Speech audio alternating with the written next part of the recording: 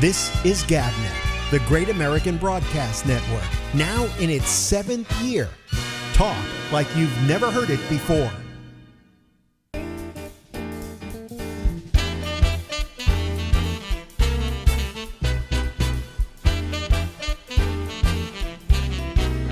Hey,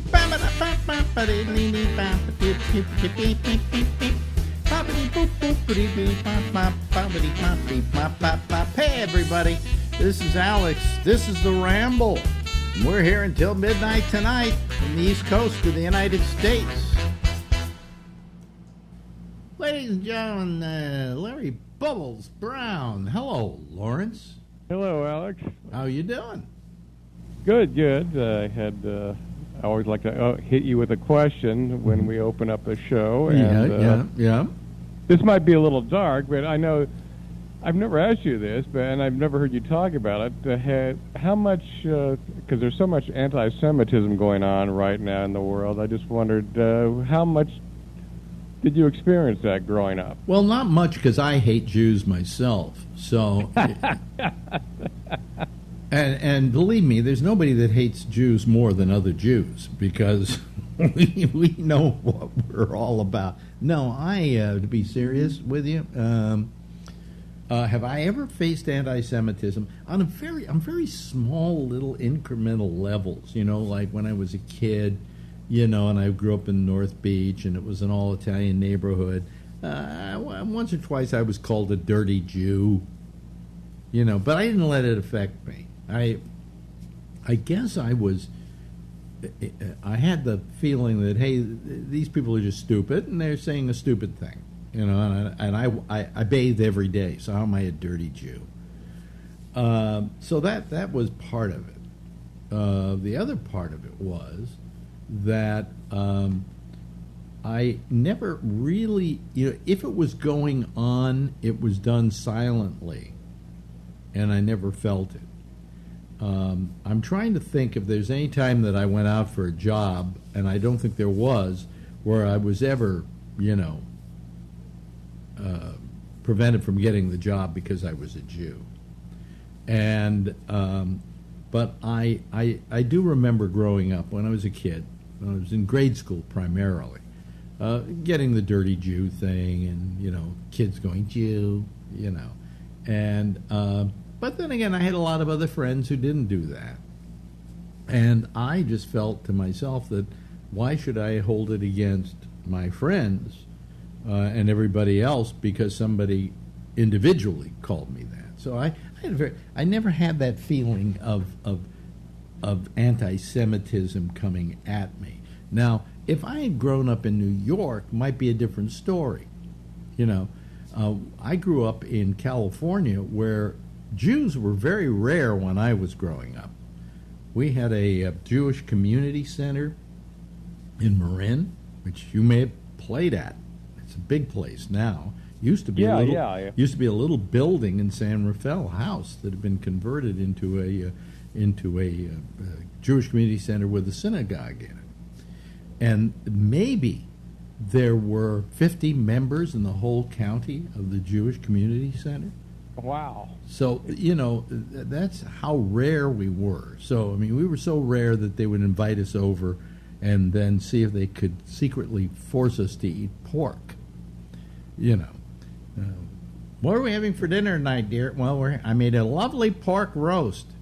Can you eat that, Alex? And I go, I love pork. But I never really felt a great deal of anti-Semitism towards me. And when I came to New York, if the anti-Semitism existed, it existed outside of the Jewish community, inwardly to the Jewish community.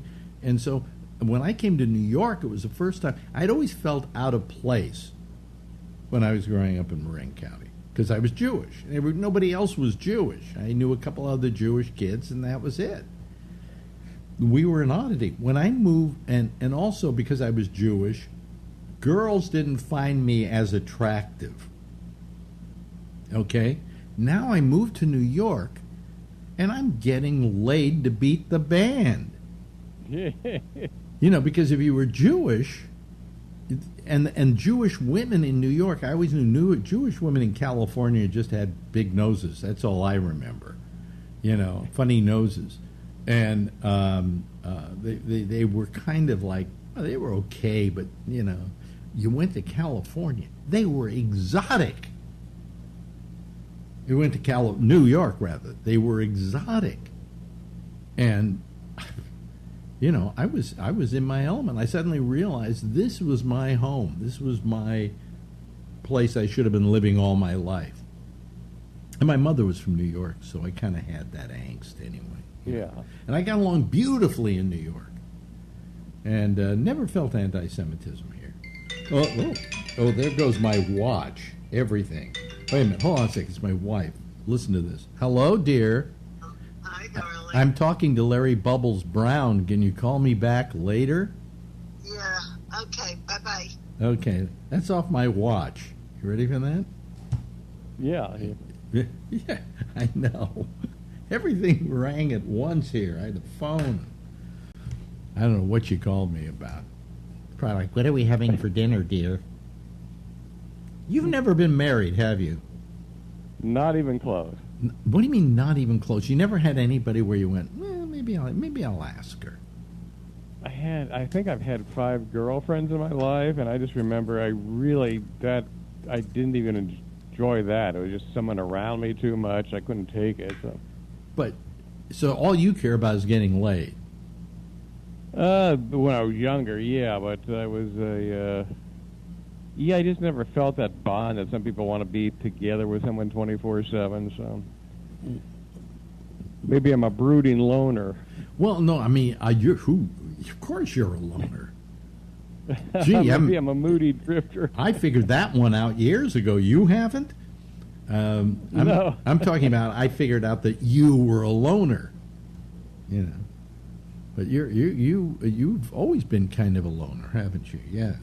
So that would not make you want to say, get down on... Well, stand-up, I have like a social life with the stand-up and being in the club, but then I like to come home and be alone for a long time, But what for instance, there was never a woman where you went, this is, you never even went steady with somebody? No, I had maybe a couple of women that stayed overnight once, and I just couldn't take it. Ugh. Really? Now, mind you, folks, we're talking to Larry Bowles Brown, and he is not gay. Am I right to say that? I think I'm not gay. Maybe I should have been. Maybe you should have been, but he's not gay. And you did pursue the women. I mean, for sexual purposes. Pursued him. I wish the male sex drive. I wish I had. There's so much time you waste to make a fool of yourself chasing women when you're young. Well, I said that the great thing about age and the prostate operation was that it's given me my dignity back. Because when you've got a fully functioning sexual libido, I got to tell you, I would say, if you asked me how many times a day I thought of sex in my prime, and that would be in San Francisco doing that morning show, I would say it was almost constant. Absolutely. I mean, doing a great show was important. Making a living was important. Getting enough sleep was important. But getting laid, that was primary. Am I right? Yeah, well, they say that everything a man does to become successful, everything in his life, that's all geared to getting sex. Yeah. I mean, can you imagine that? I mean, now, how about women? I think they're different, aren't they? Very different. They control the sex. They select who they have sex with, whereas we would pretty much hit anything. Well, it's the old line that Lenny Bruce had: "We'd fuck mud," lacking anything else. All right, but I mean, I know that I thought about it constantly. It was just. And I wish I could have had a switch and turned it on and off, because I think I might have been more productive if I could turn it off for a while and just get some work done. But, you know, I'd be working, for Christ's sake, I'd be typing something or writing a letter or something like that. In the middle of it, I felt compulsion to jerk off. Now, is that wrong? Am I some kind of pervert? Is that out of line? No, I think that's for probably every guy. So we have this primal thing where we're constantly looking to get laid, and if you're gay, you're still looking to get laid like crazy. I mean, that was the problem. Sure. That was the problem with the bathhouses in San Francisco. You get a bunch of guys who are having sex with a bunch of guys, and it's nonstop. It's just, you know, it's got to be crazy. Because it's guys with guys' libidos having sex with other guys who have guys' libidos. Can you imagine that? No wonder out of that, and I'm going to call it this tepid swamp of bacteria, that AIDS came to be. And supposedly it started spreading in San Francisco from patient zero. And there were guys during this period of time who would point to the bathhouse and go, "Oh, well, I've had sex in there about 100 times this year." Wow. And guys also don't say no. Women keep us honest. They go, "Well, I don't know, maybe. No, I don't think so. Well, we'll see." Yeah, you definitely have to work for it with a woman. You have to work for it, and they kept us honest. But if you're gay, if you're a gay guy, there's nobody to keep you honest. There are other gay guys, and they don't want to be kept honest. And it was a big time to be had by all. Not that there's anything wrong with that. Well, that's why when people used to come on Oprah and all these radio talk shows and say, "Oh, I'm a sex addict," I think, no, you're a man. That's what I always was bothered by that, not because I was a sex addict, but when they would do that kind of show and say, you know, "Oh, it's sex. We're trying to cure sex addiction." You want to cure sex addiction? The only way you're going to cure it is with a bullet to the guy's head. You know, that's the only way. Or a castration. Right. And I think it's because, I'll tell you, I think it's because we try to inhibit this action by guys. That we've come out with serial killers and people who do sex crimes and things like that. Because a lot of that is guys who feel guilty about having sexual thoughts. You know, so it's really, you know. I wonder what it'd be like to grow up being a woman. That's what I wonder.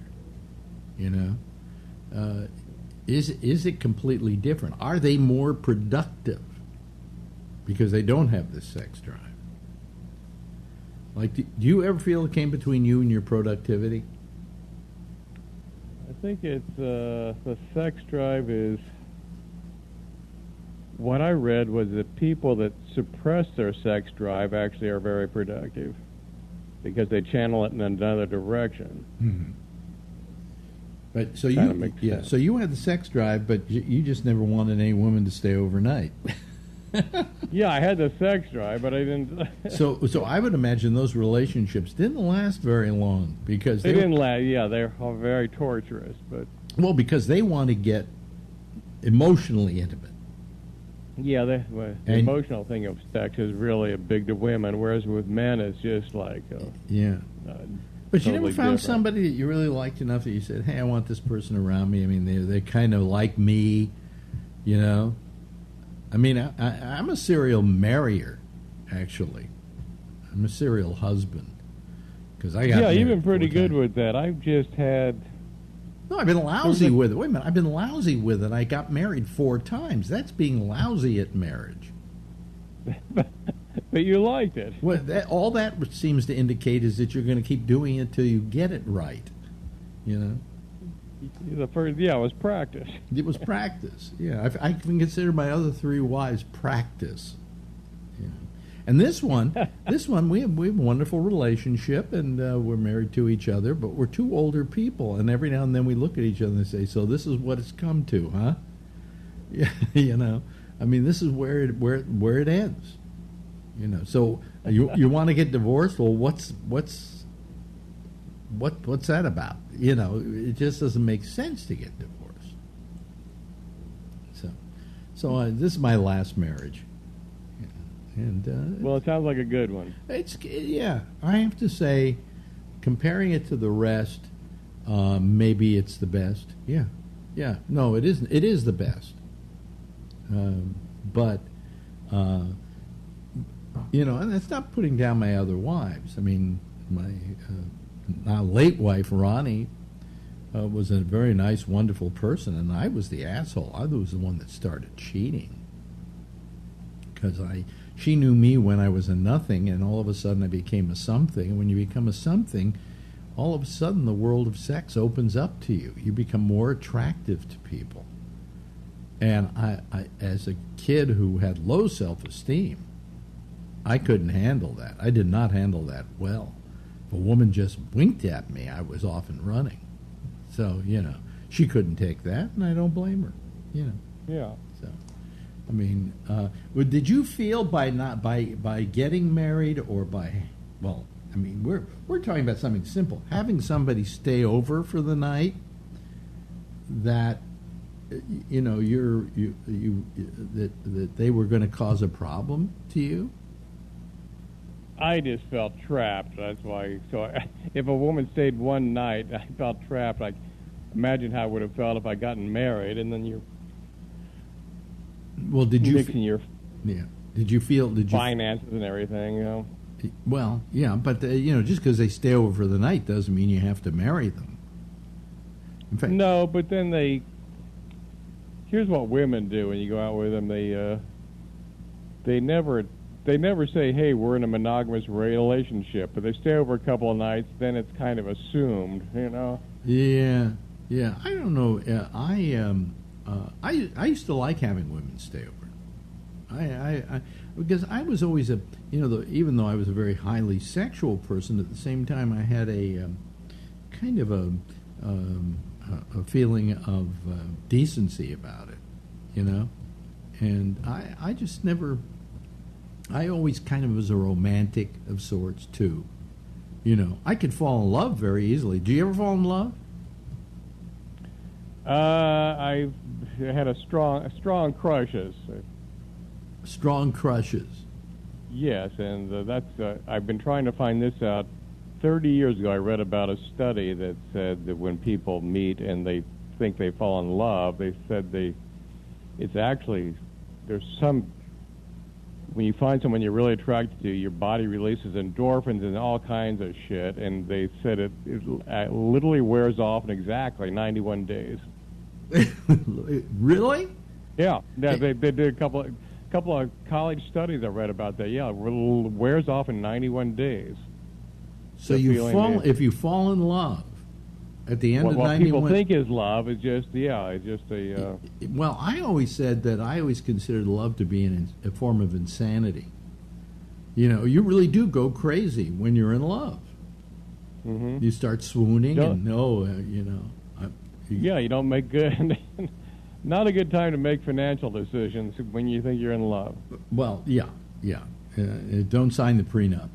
I mean, what I'm saying is that I think that that it is a form of insanity, love.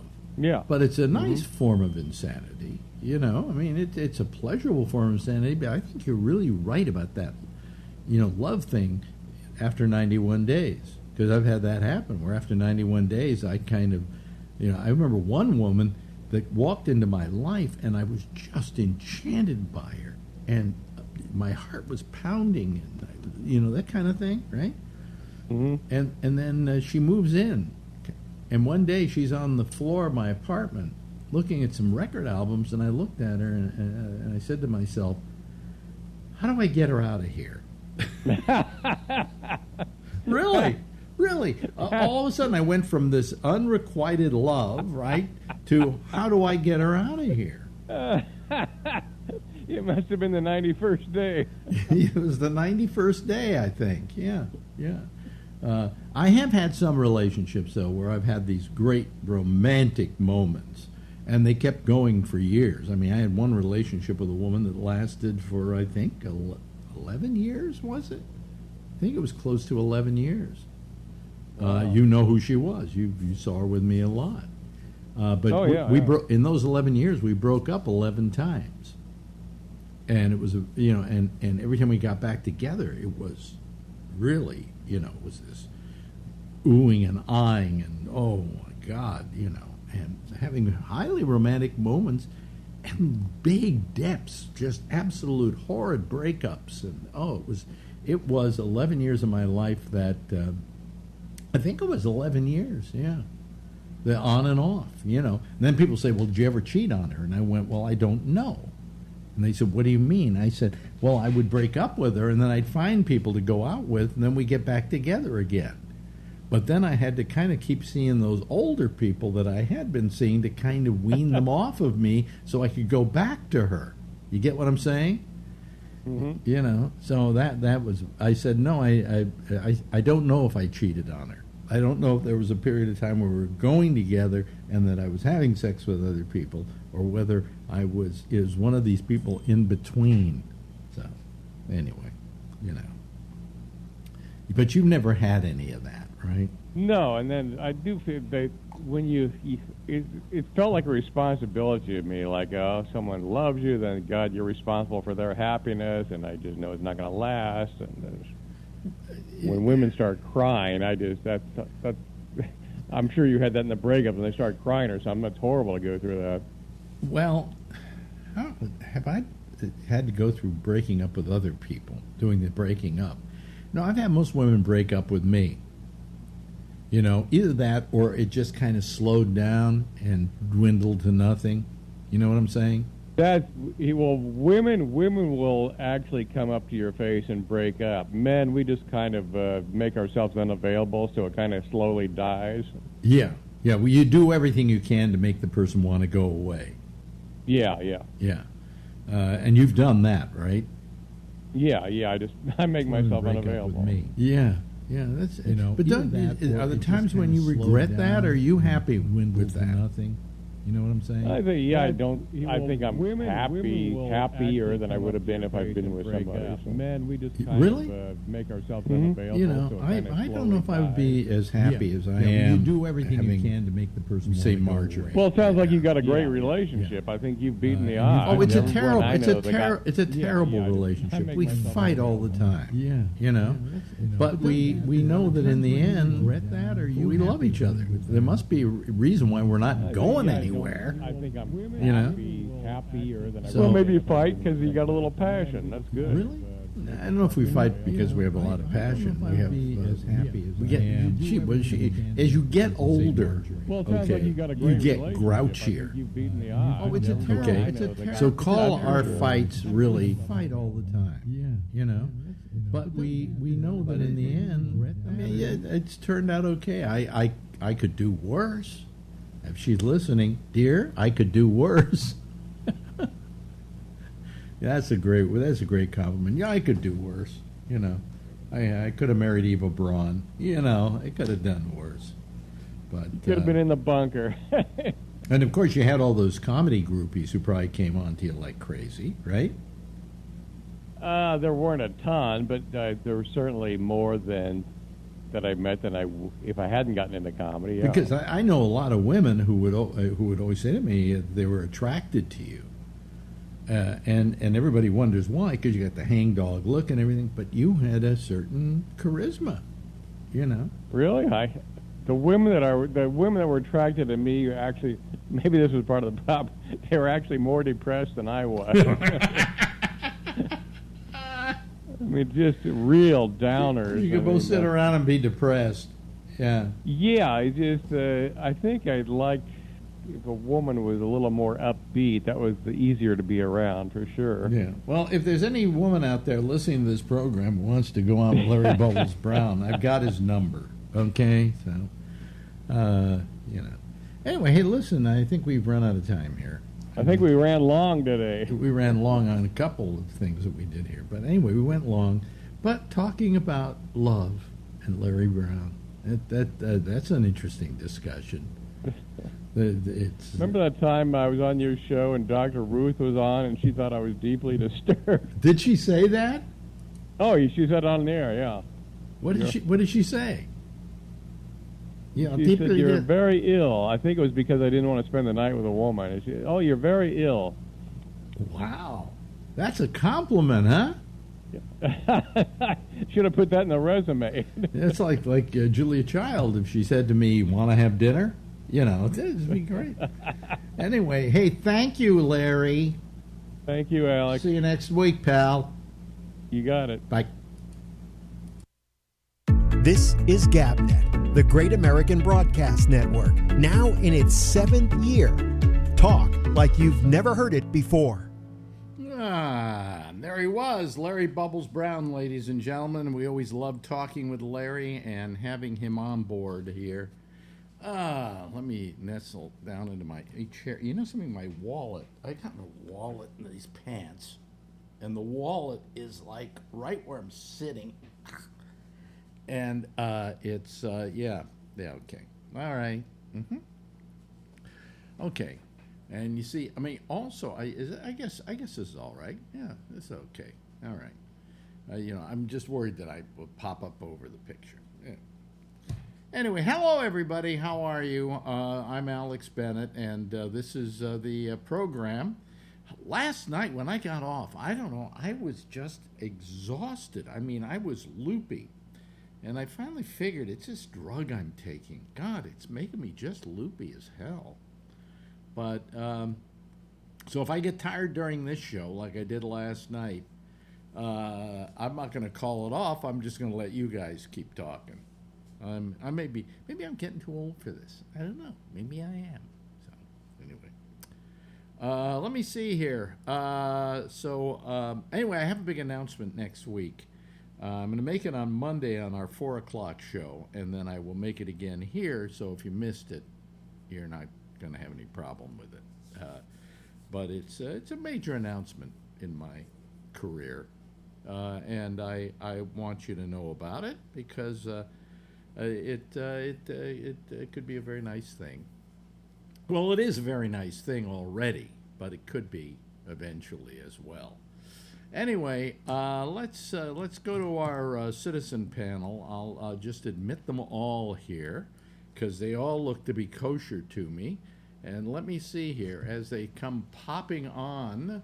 And Josh Wheeler's back from vacation too. We see him here. There is, of course, Jeff, and there's Kevin, and there's Alan, and there's Charlie, and there's Josh. How was your vacation, Josh? It's pretty good. Yeah, you went where?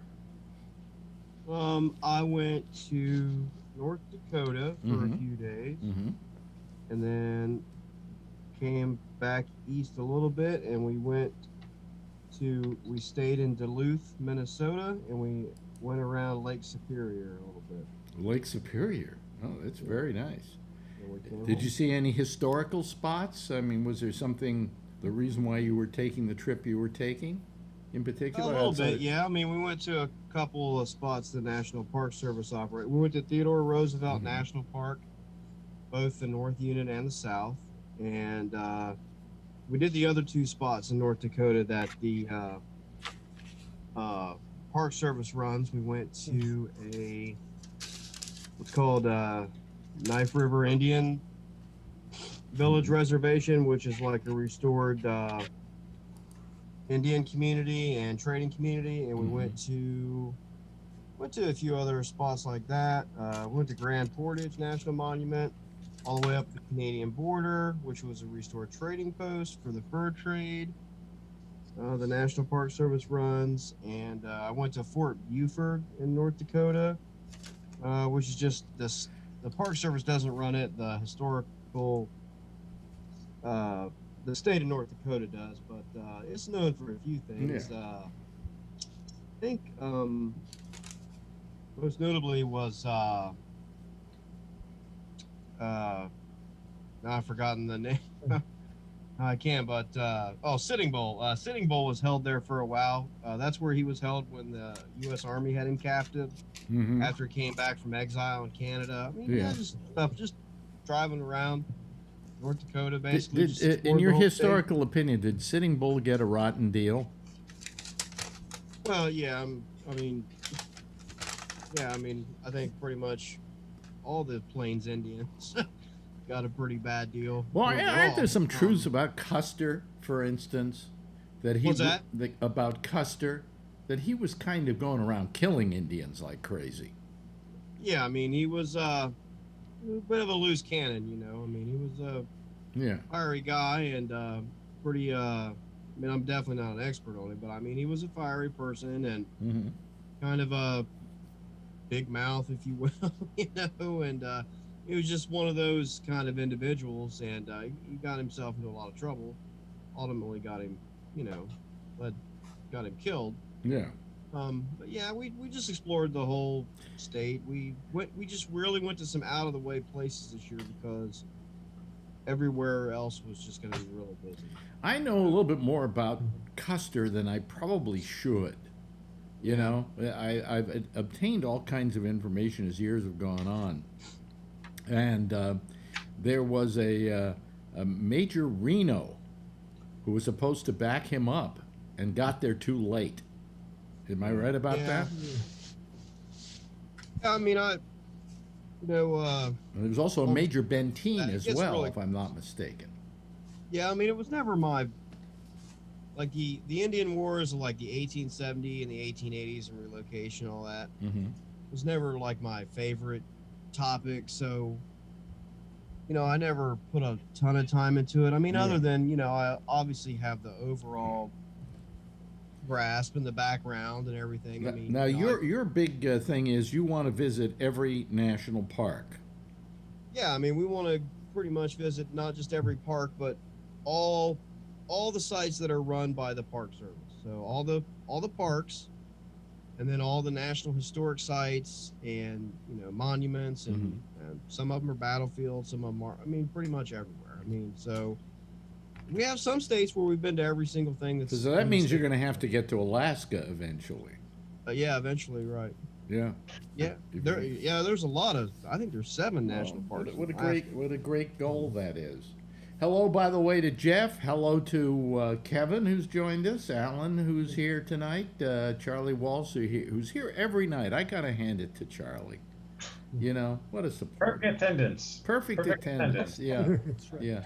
And of course, Josh and Brian Neary. Hello, Brian. How are you today? Good. It's Friday. Really? Hey, Josh, do you guys plan this stuff out? I mean, when you guys go, do you have a map and you guys just try to hit bam, bam, bam, or you guys wing it, or? Well, we don't. I mean, we have an idea of where we're going. Now, we don't make. I don't like to plan. You know, plan. I mean, like Chevy Chase or anything. You know? I mean, it's so like we normally have the first place that we're gonna go. We'll like make a hotel reservation or whatever, and then after that, we normally just decide, you know, why we're doing the other thing, like what we want to do next. Yeah. I mean, you know, I don't plan a lot down in detail or whatever, and you know, some of the places nowadays, the parks are getting so busy that like we're always prepared if one of them is just super swamped or whatever to just go to another. Yeah. That's why I went to North Dakota, because Utah and Arizona and Wyoming. Well, you were I on the just highway. heard- Wait a I mean, minute. they're all just packed this You were year. on the highway over the 4th of July. That must have been crazy. In parts it was, but if you really, if you've ever been in like a traffic jam, Mm-hmm.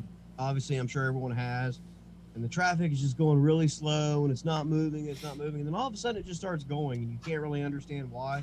Mm-hmm. You know, that's kind of like what it's like when you go out west. Like when you get across the Mississippi River and you're out there where there's not really anyone that lives there, at least not densely populated. Mm-hmm. Everything between like, you know, the crossing of the Mississippi clear to like Oregon, Washington, Oregon, and California is just really sparse. Yeah. And there's no traffic usually, hardly at all. Really small towns.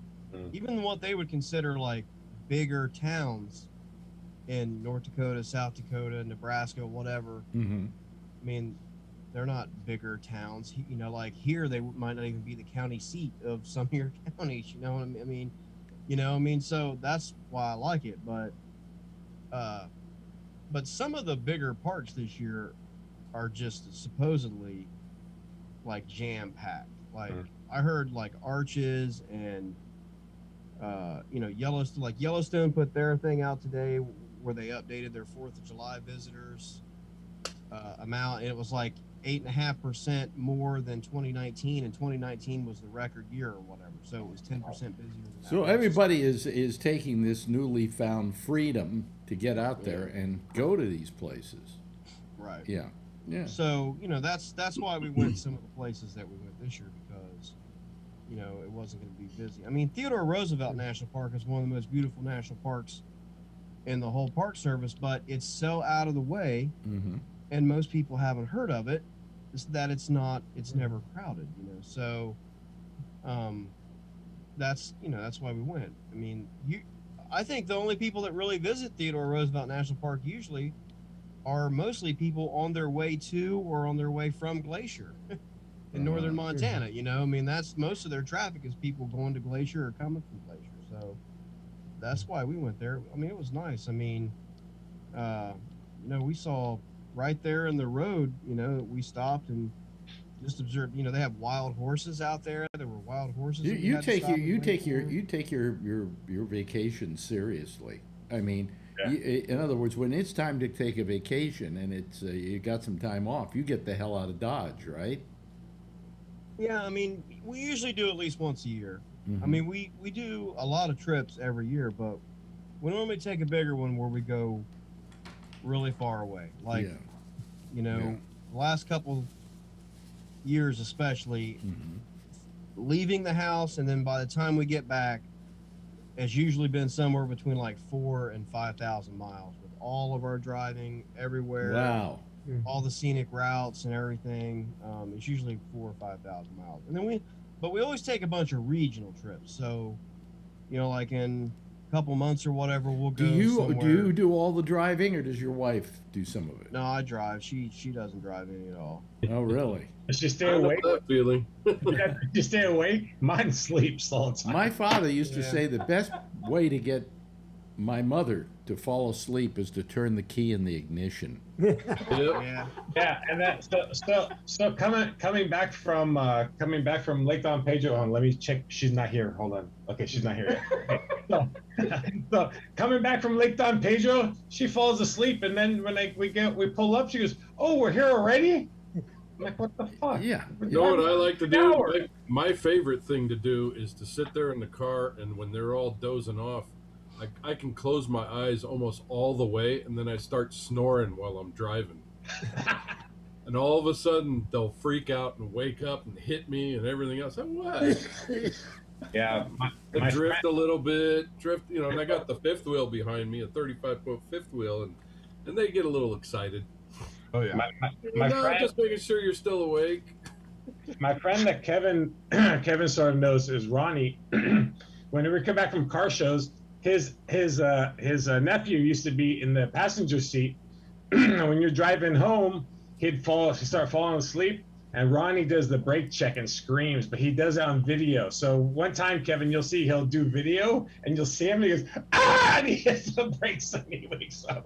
He's done like 3 or 4 times on Facebook. It's so funny. Oh, yeah. Yeah. Yeah.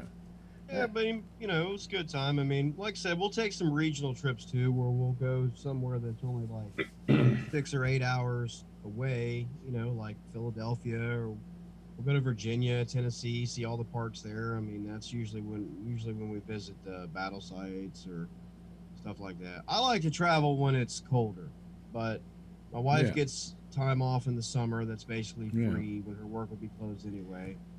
So even though that's the worst time to travel, that's when we usually have to do the bigger. I like it when it's. Can I ask a very important question here? We've just been joined by Tony. What's with your hair tonight? Just don't comb it, really. It does something. I don't know. It's kind of. I got to get a haircut. Actually, it's getting crazy. When's the last time you got a haircut? I think about about 5 weeks ago. And it's like that now? It gets all crazy. Really? And I was actually so does laying in my mine. bed watching YouTube. So Actually, I have to get a haircut. Some people pay for that. Yeah. it is messy in my head though. I was kind of getting pillow head though. I was laying like that on it. Yeah, yeah. Wow, wow. No, you're talking about driving. You know, I'm worried about driving now. I lately have been very tired. I mean, I kind of am like, I'm somewhat in a fog sometimes. And I'm afraid that if I drive, I'm going to have to drive like that. Although, I don't know, maybe getting behind the wheel of a car will suddenly wake me up. But I don't know if I want to take the chance, you know? Do you have a license right now? Yeah, oh yeah. Really? Oh, they just give it to old people all the time, huh? You don't have to go in and take an eye test or anything. I don't. No, I got my new. This time it was 9 years. It was after 10 years I got a new license, and you have to take an eye test. But if you go to your doctor, like your optometrist or your ophthalmologist, and he gives you the eye test, he just signs something, and you just turn that in, so they don't even have to test you. So, and my eyes were fine last time. Yeah. Of course, what's to say I don't go blind in that 9-year period? Not in California. Huh? They don't do that in California. What do you mean they don't do what in California? Well, DMV is everything. They know everything. Well, wait a minute. Let's say my eyesight starts going. All right? Just starts going. I'm getting older. In a year, it could change completely. You know? How do they know? Oh, it's true. Yeah, I have how to do wear they glasses know? at night. And But if since I have to wear glasses at night, but if I go down there and pass the test during the day, while I'm there, I can see the chart during the day fine. And they say, okay, you're good. Yeah. Yeah, well, I mean, I want to know, you know, if my eyesight suddenly starts going bad next year, I still got a 8 more years to skate. Exactly. You know. Not in California. Not in California. What? Yeah, at your age, I think it's 75 and above.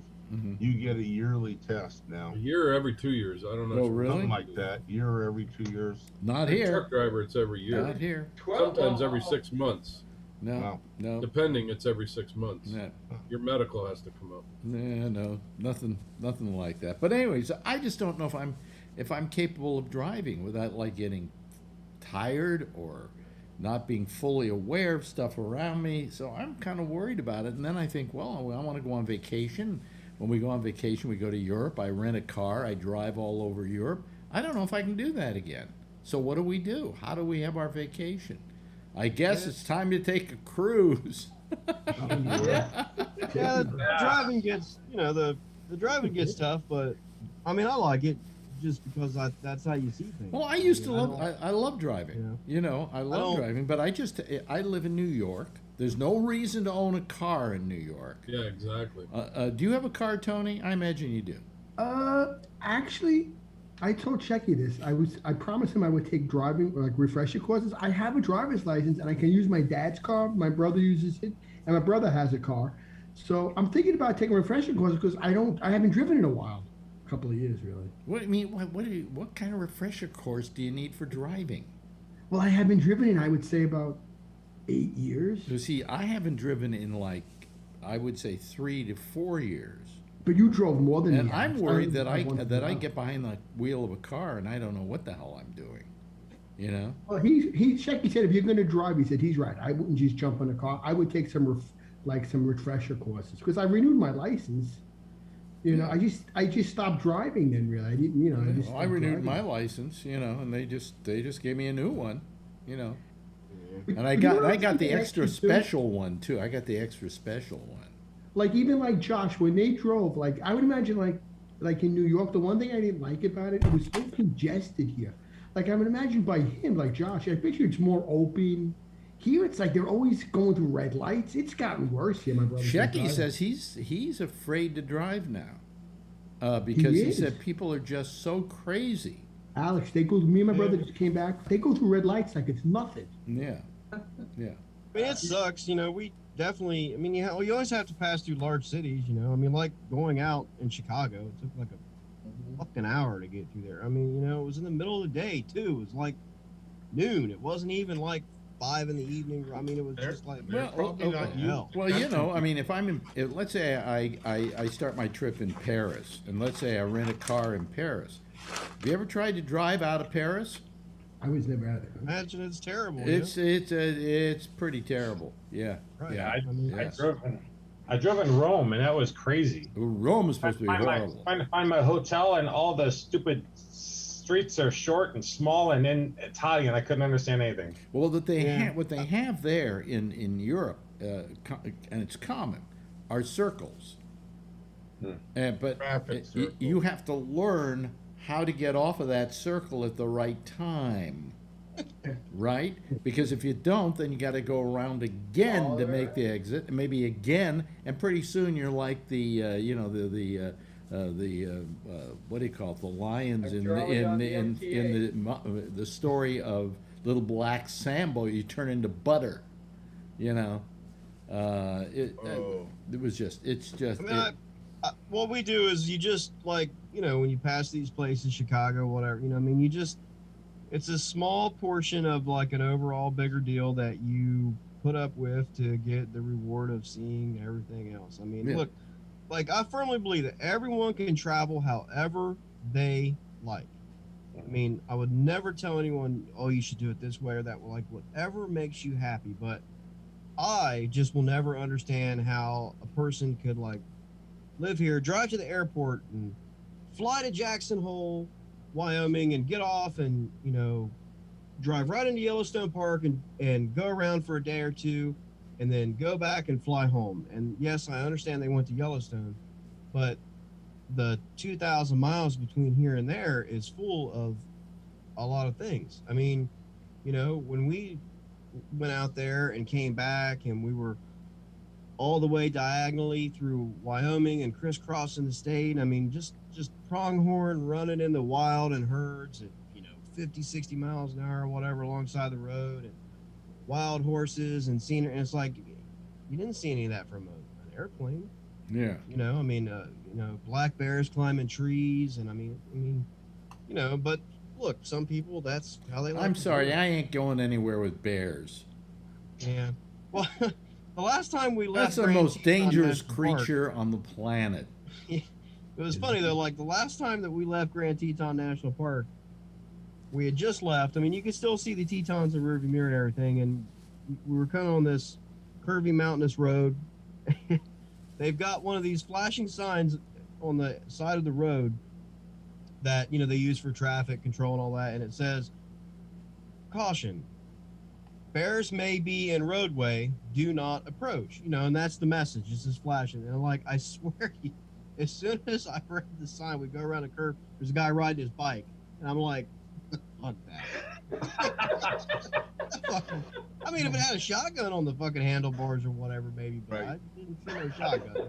He didn't look like a grizzly bear fighting type of guy. I bet that bear says, boy, my appetizer's on 2 wheels right now. But I'm just like, who the fuck bikes through there? I mean, I don't know. I mean, maybe it's almost as good as the bison, you know, the bison crossing and the people stopping. Yeah. To get pictures as close as they can, and they get flipped across the road. But you know, I mean, so I mean, look, if you want to fly to Jackson Hole and see Yellowstone, that's perfectly fine, I guess. But I think that the journey out there and back is just sometimes as rewarding as the park itself. I mean, yeah, I have found it to be that way. You know? Right. So that's why. Best part. Yeah. When we do car look, I do fly. I have flown. I'm not scared to fly, but I also do not like it. I think that they treat you terrible. They charge you a lot of money. And flying! I will can't tell imagine. I can't imagine even flying today. That sounds dreadful. Yeah, and I'm telling you that, and I think I've said this on here before, but someone works on airplanes, and most of those guys are just like all the other mechanics I've ever met in the world. They're either drunks or drug addicts. And I have literally been in the NetJets building working on something for them in years past and seeing guys puking over in the fucking trash can like, oh man, I'm still drunk from last night, man. And they're fucking working on a private jet that someone's about to rent for like $50,000. And I'm like, yeah, okay. Yeah. I fucking drive myself. I'm sorry. So Yeah. was you know, you got to wonder, the guy could read a torque wrench if he's that drunk. Was this 5 pounds or 50 pounds? Let's just do 5 pounds on this turbine. Hopefully it'll stay together. I mean, I'm just not a big fan of the like strapping yourself into something that you have no control. I mean, like I said, I've flown before. Well, you're being hurled in an aluminum scared. tube. I'm just don't trust big companies because they all fucking cut corners and make guess money. who's going to be? I'll just get in my car and drive. Guess who's And going to right be? now, the thing that's weird right now is that they're even talking about how there's a shortage of pilots. We're trying to put everybody into the seat now we can. Oh, I'm sure that's great. You know, they're pulling people. They're even saying that there's a shortage of military people coming out. You know, and that's usually who they like to hire is the military pilots. Mm-hmm. They're not being able to put them in the seat. And that's even scary, you know. What are they doing? Going out and getting these guys that are playing video games and say, "Oh yeah, you can fly this thing."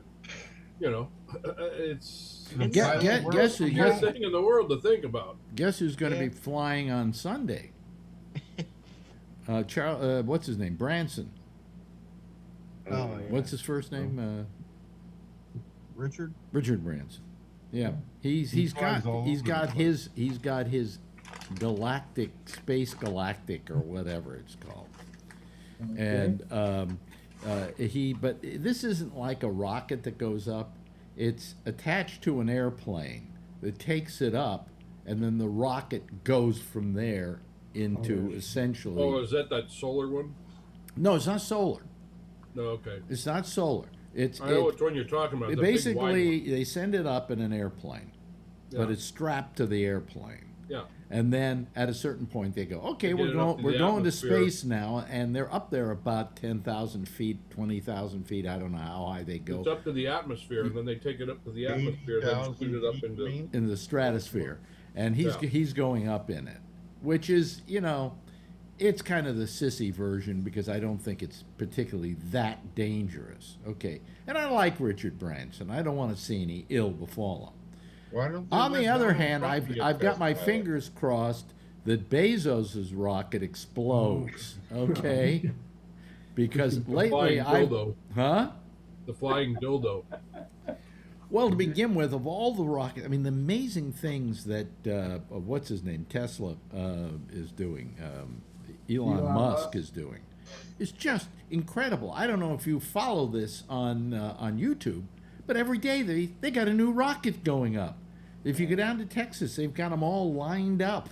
Okay, here's the one for tomorrow. Here's the one for the day afterwards. Okay, we're going to test. Oh, that one blew up. Well, don't forget. We'll fix this one before we. I mean, he is doing amazing stuff.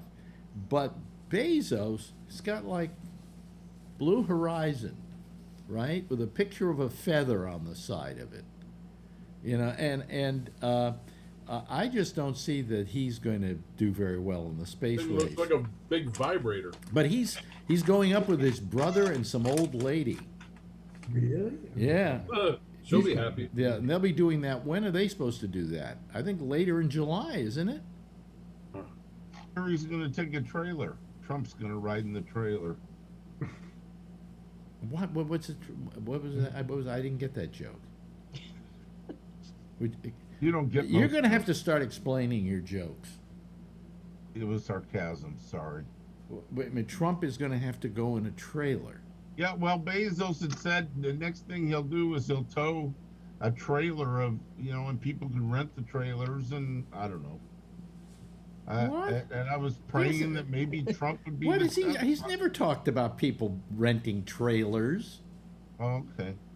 Yeah, I'm glad you follow him that close. I don't. No, I follow him quite closely because I think, quite frankly, years from now, long after all of us are gone, they're going to be like spaceports named after Elon Musk because There'll of be what a space toilet named after Trump. Now, I don't have to explain that. Come on now. Yes, you do. I mean, it doesn't make sense. You know, I mean, I can think of a million demeaning jokes we can tell about Trump. But nobody will laugh. But a space toilet named after him? I mean, what's that? You know, porta potty. Well, they already have porta potties, and they're named after a Bob Porta. I don't know if you knew that. No, I didn't know that. Actually. Bob Porta was the guy who invented the porta potty. Yeah. Who knew? Yeah. Wow. Yeah. I mean, you did. I'm Obviously. just passing you a little information. Oh, there. hey, that's good. That's not I even thought it funny. was short for portable. Yeah, I always thought so too. I did. I'm sorry. I'm real. sorry. By the way, then you probably don't know this, but what am I thinking of? I forgot the joke. Now your joke's gone. Yeah. Are The you? road was named after John Crapper. Well, the toilet was named after John Crapper invented the toilet, and Yeah. it was the Crapper toilet, Yep. and that's why it became known as the Crapper. And you take a crap. Now, it comes from the name John Crapper. The emission from your body has been given a name that is, But you don't take a crap, you give a crap. Hopefully. Well, no, you take Or a you crap. don't give a crap. You take a crap. You don't give a crap. If you give a crap, then you care about stuff. I don't take it. I don't give know. mine. I give mine. You That's give yours, right. you give a crap? Oh, okay. Well, I'm a donor. Give it away. We don't The take it. conversation is going into the toilet. Let's change the subject. thank you very much. It's going to ruin Kevin's peanuts. As George Carlin's routine, right? Yeah. Yeah. Mhm. Yeah, but Trademark just, on. So but then Charlie, who's not Charlie gonna likes hike travel. Yeah. I mean, I know Charlie likes travel talk. I've talked to him offline about that. Yeah, I was gonna say when you're talking about the national parks, I've been watching a lot of travel, the RV videos and all that stuff. Mhm. You're saying the national parks are packed. You can't They get are. in the parks. And the big thing now is RVs too. That people are just buying them things up left and right. Yeah. Yeah. I'm thinking of selling mine. I might get good money for it. I think if I were younger, I might buy an RV, for vacation. Oh, they're awesome, man. I have a great time when I take mine out. I'm, Every time I go over to where it's stored and I put something away and I smell it, I come home and I say, let's go somewhere, to my wife. yeah. He says the porta potty's leaking again? No. No, it's very clean. It's, Is it? yep. You don't How smell long? nothing. You said 42 feet? No, that's the truck and the trailer, but Oh. Yeah. it's a 32 footer. Well, I'd want to get one of the ones that's all in one. We took one of those to Burning Man one year. We rented a Winnebago, huge Winnebago, big mother Winnebago, and that was pretty good living. That was pretty nice. We're out in the middle of the desert where nothing should live. We turn on the air conditioning. We're feeling great. Yep. It's called glamping. Yeah, and Mine's sometimes a fifth wheel, so it's nice. You can disconnect the trailer and go driving around. Oh, okay. Yeah. That's good. You've seen it. The greatest thing about the Burning Man used to be held in the, or is still held in the Black Rock Desert of Nevada. And you can go there. What we did, it is the largest single landmass, empty landmass in the United States. Okay?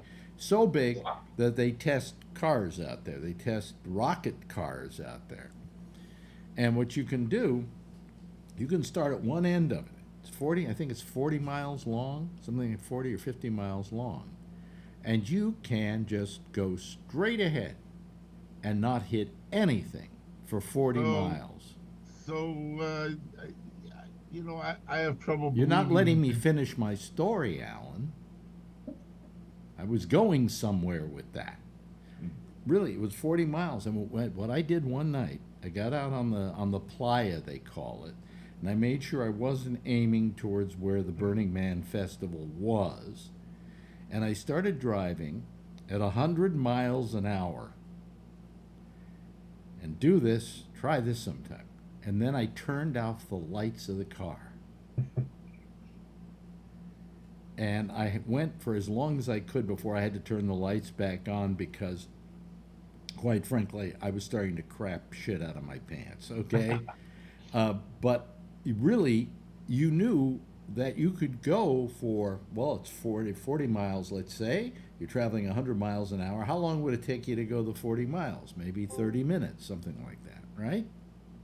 So you know you could go 30 minutes with the lights turned off at 100 miles an hour and not hit anything.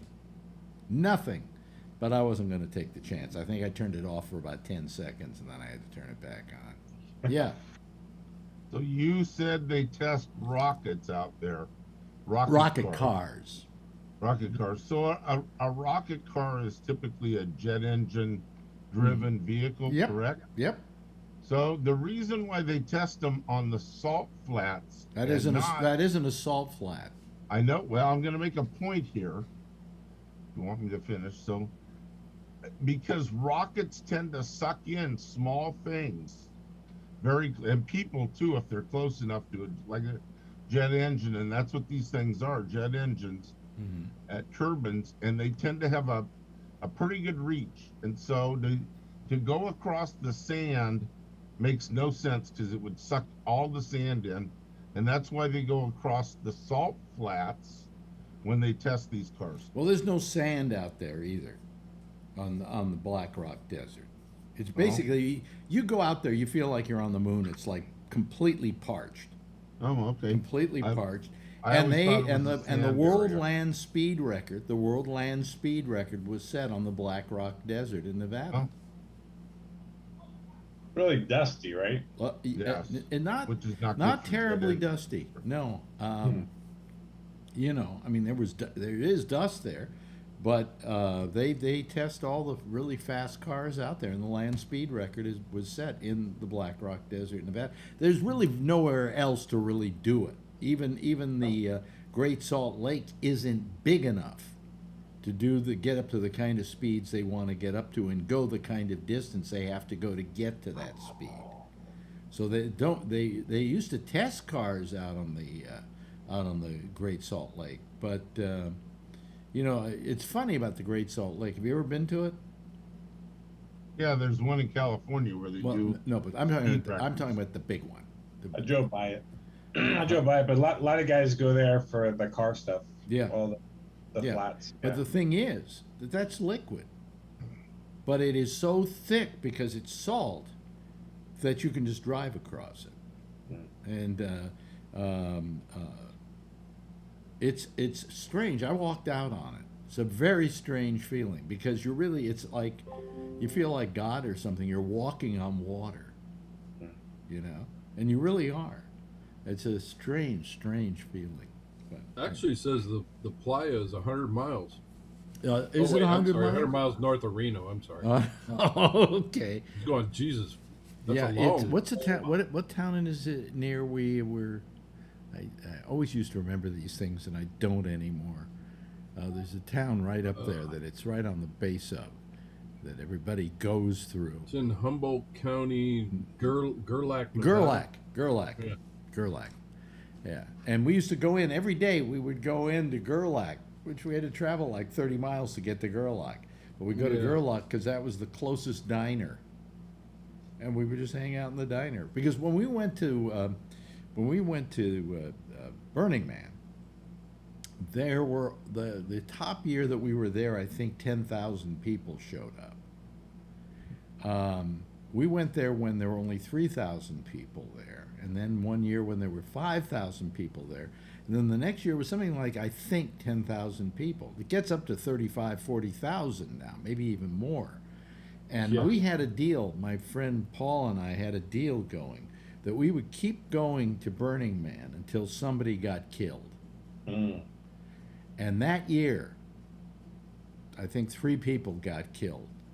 One guy was in a sleeping bag, sleeping out on the playa, and some guy with his lights off on his car ran right over the guy and killed him. That was one. There was somebody. There was an accidental gun thing, and I can't remember what the other one was. And so we just said, well, that's it. We're not coming back. That's it for us and Burning Man, and I'm glad it is, because now all that go up there are all these yuppies with their, you know, companies send their employees there as a training thing. It's not the same as it was. It's not organic like it was. Oh, it used to be, you know what was great, the second year I was there, well, they had this every year, but the second year we went second, third, our first year there, second year, and then third year. We did them in a row. And I think they were something like close to the 10th year of it being held, because the first ones were held in San Francisco at the beach, the Burning Man, and then they had to move it out to the desert. But anyway, we went to this thing, and it was wonderful, you know. And what they had that we really enjoyed, they had a drive-by shooting range out in the desert. Out in a certain part of the desert, they put all these stuffed animals and everything. And then you could drive by and shoot your gun out the window and shoot at all these targets and bunnies and things like that, you know. But they stopped doing that because they felt because it was getting larger and larger, that it was getting to be too dangerous. So the Salt Lake you're talking about, I had to look it up, is the Bonneville Salt Lakes in Utah. Yeah. Right. That's where they set the land speed record. That and no, the land speed record was set at Black Rock. Yeah, not according to Wikipedia, but I'll believe you anyhow. So they do send, according to the thing in Wikipedia, they do set land speed records where you're talking about. But I always thought that it was sandy out there. So I'm mistaken. No, it's parched. It's very parched. It's not sandy. Okay. There's no sand out there. I've never been out there. There is dust. Told me it was sand. There is dust, but there's not sand. Lava beds and alkali flats. Yes, okay. yes. Yeah. It's almost like you're on the moon. It's like cracked and parched, and you know, it's a very parched atmosphere. Yeah. No, it's not. When you call it a Black Rock Desert, it's not a desert like a desert with sand, with dunes and things like that. It's not that kind of desert. Okay, well, I was misinformed. You're right. Well, you are in many cases. So, don't stop now. You know. Let me see here. What happened to Brian? Where's Brian? Where did Brian go? Did he? Well, his screen's still there. Huh? He got called away, I guess. I may have gotten called away. He has. Went on vacation? He went on vacation. Yes, Jeff. I think that they went as fast as 400 miles an hour on that. Oh no. Place. Faster. Oh yeah. Mach 1 or Mach 1.2 or something like that. Oh, actually faster than the speed of sound. Huh? Yes. Yeah. Well, it says right here for Black Rock. Let's see what it says here.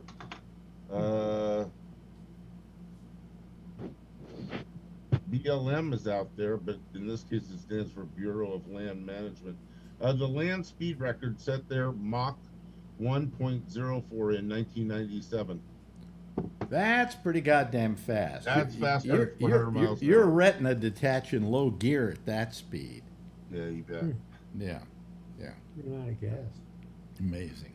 I think if the rocket crashes, that could be where the new Trump library goes. No. You know, just knock off the Trump jokes. Number one, you're mentioning Trump far too much on this program. I love the guy. I wish he would become president again. Oh, really? August 13th. No, not really. August 15th, he's going to be president 13th. again. Yeah, 13th. Yeah. 13th? Yep. Why is the 13th? What is it about the 13th that is so significant? It's probably a Friday. Probably. Yeah. That's what I That'd be great. That's what I was thinking. Friday the 13th. I think it is. August? Well, wait a minute. Yeah, August 13th is a Friday. You should have told him it was going to be April 1st. April 1st would have been much better. Just ask the Yeah. kid, he'll tell you. Well, we were mentioning this last night. Did you see the videos of his rally last weekend? All 27 people. Well, not a lot of people, and what people were there about halfway through were all leaving. They were all walking away. He didn't do very well on that. And then this weekend he's going to be at in Las Vegas at that McGregor. 2 shows in 1 night. MMA fight thing, whatever. Oh, I is think it they going to canceled McGregor? that fight. I heard. Yeah, I Colin. heard they canceled it. Yeah. What'd you say, Tony? I could be wrong, but I heard that I heard they canceled the fight because somebody's camp came down with COVID. I don't know if I heard it correctly. Really? Well, No, that's what I heard. all I know That is was that a on Fury Hulu, fight. on I think it Oh, was Hulu, the a other Fury fight? fight. Okay, it was one of the boxing matches. yeah, on Hulu, they're selling the ability for you to watch it on pay-per-view. $68 to watch this thing. Why would I want to watch these guys over your doing I used to mixed love watching martial boxing arts, matches. right? Come on. But Alex, I have to say one thing though. If this was the real boxing, maybe like Hagler Hearns when you had like the Four Kings, Hagler Hearns, Sugar Ray, Durant, that was worse. These guys to me are in boxing when they're kicking each other. Now, I mentioned this last night, and I guess Alan's had time now to make up a joke about it, but Donald Trump is showing up to that match. Take it, Alan. Is it? Yeah, I hear that him and Wayne Newton are fighting. He lives out there, Wayne. When are you gonna say the joke? Sorry, I don't know. I didn't. But Tony, around 2000, we used to go to Vegas all the time, and yeah, we used to see like De La Hoya and Trinidad, all those type of boxers. That's when boxing was. I was out there when De La Hoya fought. Me and my brother took me out there. I was out there. De La Hoya fought on a Friday night. I was out there when Tupac got shot. I was watching a football game. It was Sunday night. Yeah. Maybe They actually are don't do you that admitting fight to on having fights. killed Tupac? I was out there, Alex. I was watching a football game. I came out of the hotel with my brother. I said, what the hell is going on over here? And I'm going to tell you something. I was scared that weekend. We landed Friday night. We got off the plane. That whole strip had a gang element. You knew something was like, you didn't want to leave the room, the hotel. It was just a bad vibe all around. When I was out there, Alex, for the De La Hoya fight, Brian, we couldn't watch it. Because, I want to watch the fight. I was like, okay. They won't let you watch the fight. You have to pay. You can't watch it. You have to go into like a pay-per-view area, like in a separate room. We did. So I didn't go into the room as us group. We're just going to walk around. Yeah. They came out of the match, Alex. I'll never forget this. They were throwing chairs. What's going on? They said he threw the fight that way. He was winning the whole fight. You know, they lost money. And then the guys are yelling the last 4 rounds. He didn't even punch him. He was dancing. Delaware, they was yelling. You know, these guys lost money. It was just like that whole weekend. Then Sunday night came, and then it just filtered out. We didn't leave. But I was scared. I was like, I didn't want to leave my room. He was out there when he got shot. I didn't know what the hell happened. I've only been to one boxing match in my entire life. You would probably like it. You never went. I would like to see one. No, I went to a what do you call it? Heavyweight title match. Oh, you did? With Muhammad Ali. Oh, you saw? Oh, wow, that's big. Come on. And it was in Houston, Texas, and it was a guy by the name of, I'm trying to remember his name now. But what happened is he was a boxer, and he had gotten into an altercation with the police, or the police got into an altercation with him and shot him in the stomach. And he completely, lost all his body tone, everything, and had to work his way back. Oh. And in order to make this guy enough money to take care of himself for the rest of his life, Muhammad Ali agreed to fight him in Houston, Texas, in a heavyweight title fight. I'm trying to remember his name right now. He was the greatest, Alex. I think. Me and Shecky saw that plan, and he got. You let me finish the story, Tony. Oh, I'm sorry. I get excited with it. So anyway, he did this match, so he knew the guy was. He beat the guy, I think, in the second round, this first 30 seconds of the second round. But he did it so this guy would get a great payday. And we knew he wasn't going to hurt me. Cassius Clay, Ali was so phenomenal, really. Well, what I saw, and it taught me a lot about racism, is that when he was coming, I'm going to use some words that are not nice here, but when he was coming into the ring, and this is in Houston, Texas, there are guys behind me and all around the place booing Muhammad Ali as he walks into the ring. And they're yelling out, "Go home, nigger," and blah, blah, blah, "you black," blah, blah, blah. Just the most racist rants. And now Muhammad Ali gets in the ring, fights, wins the match, and as he's leaving, these same people who were calling him names behind me are now standing up and cheering him. He was the greatest. Is that what it takes for a black man to get respect in America, to be able to beat up another black man? You know, I mean, but it was a great lesson in racism for me because this was in Houston, Texas, which at the time was, forget it. You know, I lived there at the same time with Jack Bishop, and he had lived on the other part of town from me. And when we went into each other's part of town looking for each other, we drew stares like crazy. But anyway, that was me. The only boxing match I've you seen. got to saw Ali, Alex. But I never liked boxing in particular because I never saw anything about it that was good about it that I could. But the thing was, my father used to love watching the matches on every Friday night. Oh, I used to watch Pabst Blue Ribbon would sponsor the fights on TV. All right. And my father would sit there and he would watch these things and he would yell at the screen and everything. And finally, I said, Dad, you know, you're the most decent man I know. You're the most a non-violent human being I know. What do you see in boxing? He says, I like to see two people get into a ring, beat the crap out of each other, and be glad I'm neither of them.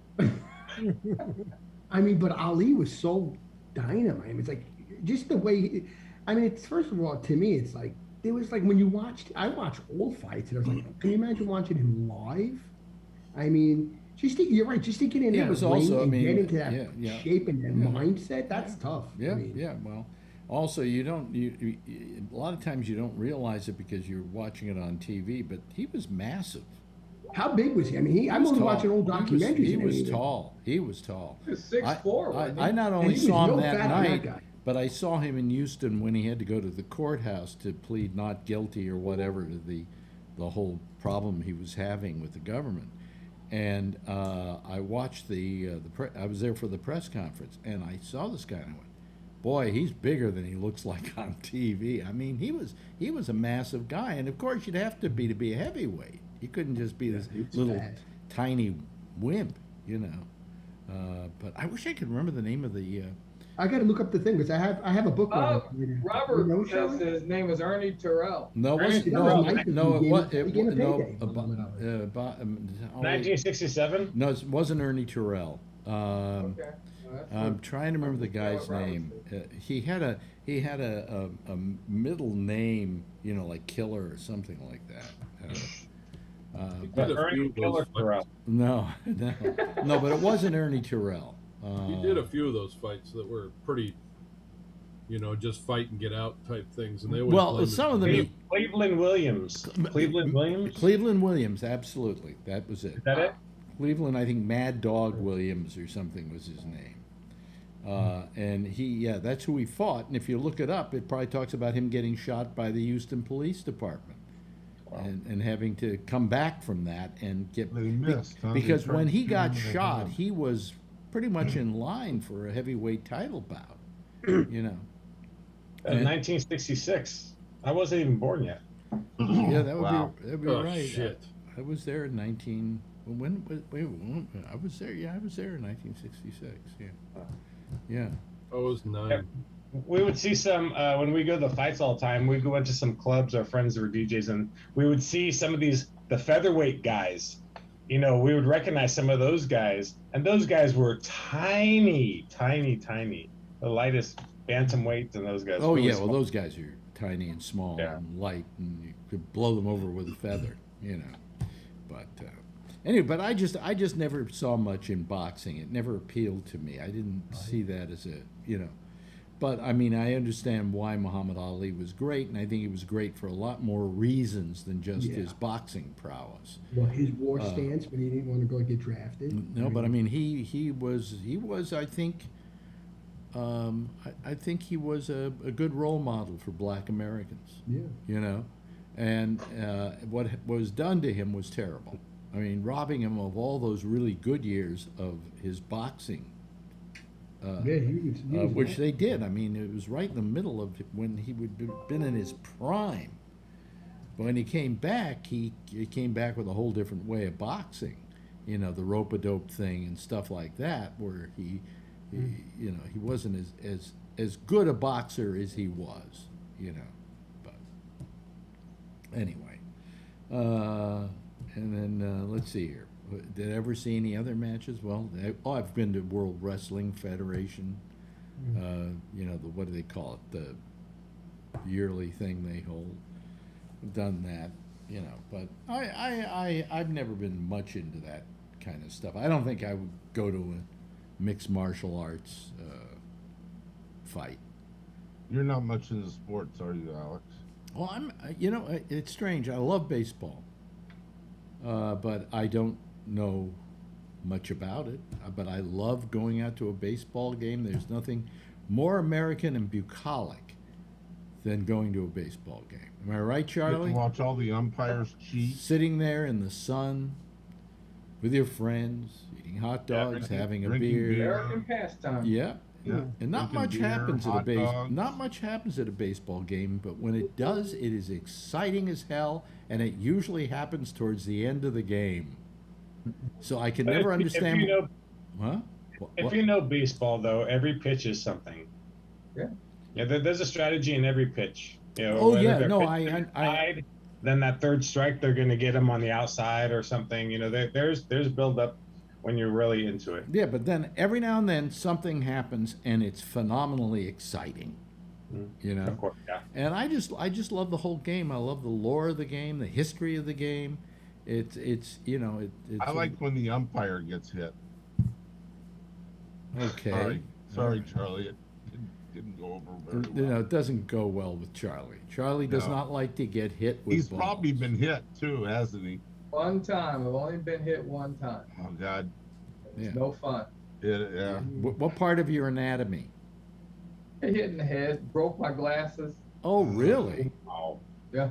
A friend of mine does umpiring out here for Little League, and he squats down behind the, what do you call the guy behind the home plate? catcher. Catcher. He squats down behind the catcher, and the ball hits it hits the bat, bounces on the ground, and bounces back up and hits him in the groin. Yeah. And he's unprotected. Why did you because- point to your neck when you said groin? I don't know. My neck felt like a groin. I don't know. I was itching. You know, I got skin disease. I'm Jewish. Yeah. Well, wow. Wow. Yeah. Let's start checking temperature. I always wore a cup for Little League because that's a baseball. That wasn't softball. Oh, yeah. Yeah, well, he didn't wear a cup because he figured that the ball would always be caught by the catcher. Well, you do. Yeah. You umpire baseball, right, Charlie? No, softball. Softball. Oh, wow. Okay. Yeah. That's a whole different game. Yeah. You know. It still hurts if you get hit in the groin with a softball. Yeah. Well, I've never got hit in the groin with a softball. I've never got hit in the groin with a baseball. Yeah. Neither one sounds fun. Anyway, there's our theme song, and we've made it to the end of the program tonight. We talked sports, so I get to keep my sports Emmy for another year. Oh no! Like we didn't have to hear the story at least. We didn't have to hear the story again. Yeah, no, I'm not. Everybody's heard the story on how I got a sports Emmy. So we're all sitting here biting our nails to the news of next week. Yeah, it's pretty phenomenal, actually, to be honest with you. Yes, Jeff, thank you so much, Jeff. Good having you here all the time. You too, Kevin. Wonderful. I love Alan here because he tells such great Trump jokes. And by the way, of course, Charlie Wallace, thank you, Josh, thank you, Brian. And I got to ask you a quick question, Tony, because Kathleen wrote me and complained to me that I shouldn't do jokes about you because people have said how they hate the fact that we go after you. Have you ever minded any of the jokes I've said about you?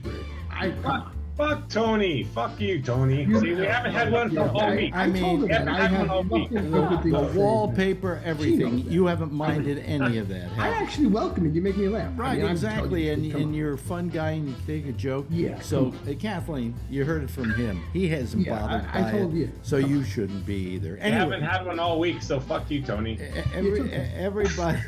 everybody give a big wave goodbye, and I'll give a big wave goodbye back at you. And thank you for having joined us, okay? Bye-bye. There they go. That's our citizen panel, folks. They were here tonight, and they will be here again, I'm sure, next week. And I got through the show without getting woozy. Well, that's always good.